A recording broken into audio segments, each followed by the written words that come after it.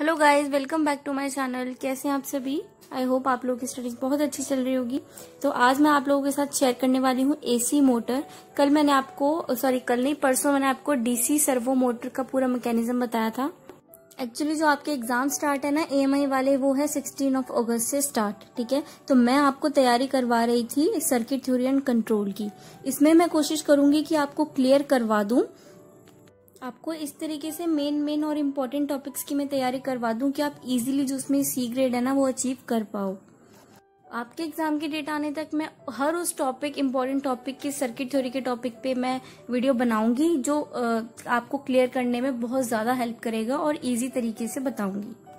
और मैं कोशिश करूंगी कि जितने भी सर्किट थ्योरी एंड कंट्रोल वाले पेपर में थ्योरी क्वेश्चंस आते हैं ना, उनकी एक लिस्ट बना के आपको दिखा दूं कि किस तरीके से आप उसको और भी आसान हो जाएगा सी ग्रेड को अचीव करना। वो लिस्ट मैं आपको आने वाली वीडियोस में बता दूंगी। तो लेट्स गेट स्टार्ट। देखिए, जो सर्किट थ्योरी में जो मेन टॉपिक्स है ना, जो मैं आपको बता रही थी कि पहले थ्योरी वाला पार्ट मैं आपको बताऊंगी जो कि 20 मार्क्स का आपका आ जाता है। तो इसमें ना जनरली क्या होता है, मेन जो क्वेश्चंस होते हैं ना, या तो आपसे पूछा जाता है AC servo motor, DC servo motor, DC टेको जनरेटर, एसी टेको जनरेटर, रेगुलेटर्स, कंट्रोलर्स। इसके अलावा पीआईडी कंट्रोलर, पीआई कंट्रोलर, ये सब जो है ना वो थोड़ी सी डेरिवेशन टाइप है, तो उसको मैं थ्योरी में नहीं लूंगी। ठीक है, आता ये भी है शॉर्ट नोट में, बट इसको डेराइव करना पड़ता है। तो मेन जो सर्किट थ्योरी में आते हैं ना, थ्योरी में क्वेश्चंस, वो ये वाले आते हैं। तो सबसे पहले मैंने आज सबसे इजीएस्ट पार्ट लिया है सर्किट थ्योरी में से, जो कि ये वाले टेको जनरेटर्स, मोटर्स और रेगुलेटर्स, कंट्रोलर्स, ये सब है। तो पहले मैंने आपको बताया था डीसी सर्वो मोटर का पूरा मैकेनिज्म, पूरा वर्किंग प्रिंसिपल मैं पूरा का पूरा एक्सप्लेन कर चुकी हूँ इससे पीछे वाली वीडियोस में।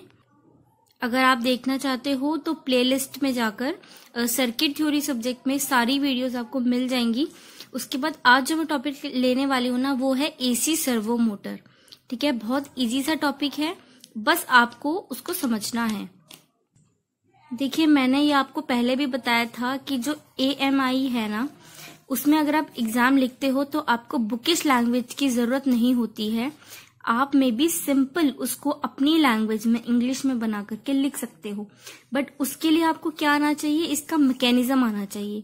तो वो मैकेनिज्म में आपको पूरा वर्किंग जो प्रिंसिपल होता है हिंदी में आपको एक्सप्लेन करती हूँ, उसको आप इंग्लिश में कन्वर्ट करके अपनी लैंग्वेज में भी लिख सकते हो। आपका कोई भी मार्क्स कट नहीं होगा इसमें। ये सब बातें मैं अपनी पिछली वीडियोस में बता चुकी हूँ, जिसमें मैंने आपको बताया था कि सी ग्रेड सर्किट थ्योरी में कैसे ला सकते हैं। और एएमआई एग्जाम टिप्स वाली वीडियोस में भी मैंने आपको बताया था कि किस तरीके से उसका एग्जाम लिखना है आपको, कि आपका एक भी मार्क्स उसमें ना कटे। तो मैं उसमें सारे टिप्स एंड ट्रिक्स शेयर कर चुकी हूँ एक एग्जाम लिखने के लिए, स्पेशली फॉर एएमआई।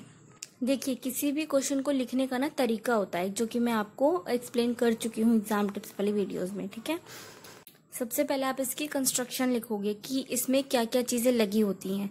सबसे पहले एक वाइंडिंग आप यहाँ पर दोगे, दूसरी वाइंडिंग आप यहाँ पर दोगे, जिस तरीके से डायग्राम में दिखा रखा है। डायग्राम इसका बहुत ही ज्यादा इजी है। आपको 2 वाइंडिंग्स बनानी है और सेंटर में बनानी है मोटर।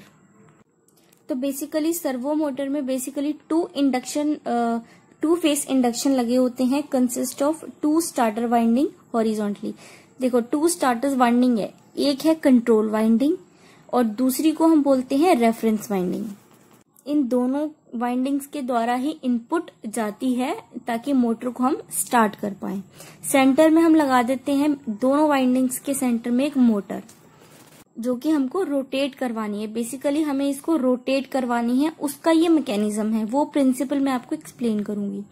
ठीक है, इनपुट दोनों तरफ से जाएगी, एक और एसी जाएगी। ये एसी सर्वो मोटर है, इसलिए दोनों तरफ से एसी इनपुट जो है ना वो लगेगी इसमें।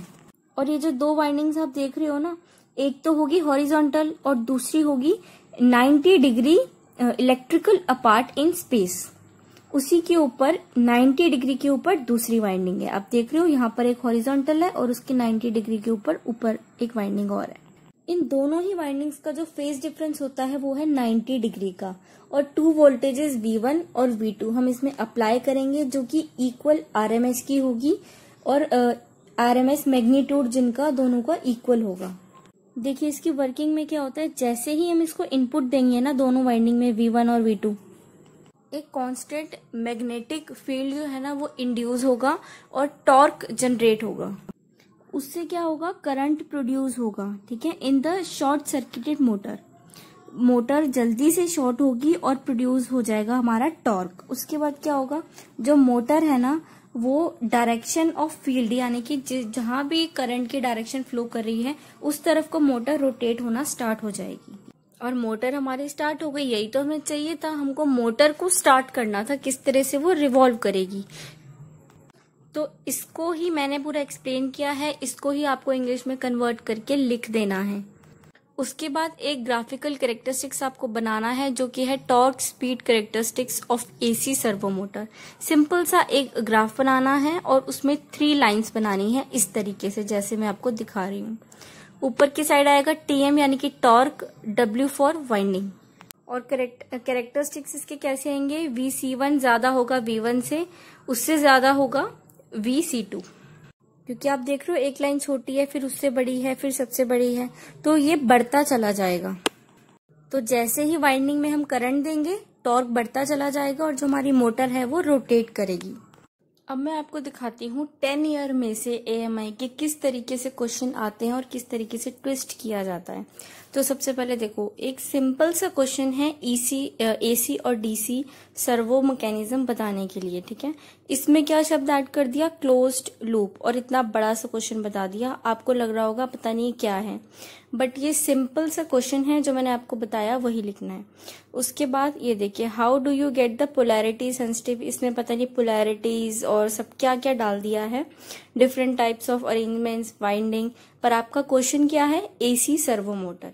मतलब इतने से क्वेश्चन को 2 लाइनों में इतना बड़ा क्वेश्चन कर दिया है कि बच्चे कंफ्यूज हो जाएंगे। ये ट्विस्ट करके आपको दिया हुआ है, उसी क्वेश्चन को ट्विस्ट करके दिया हुआ है, पर आंसर उसका वही रहेगा सेम, ठीक है।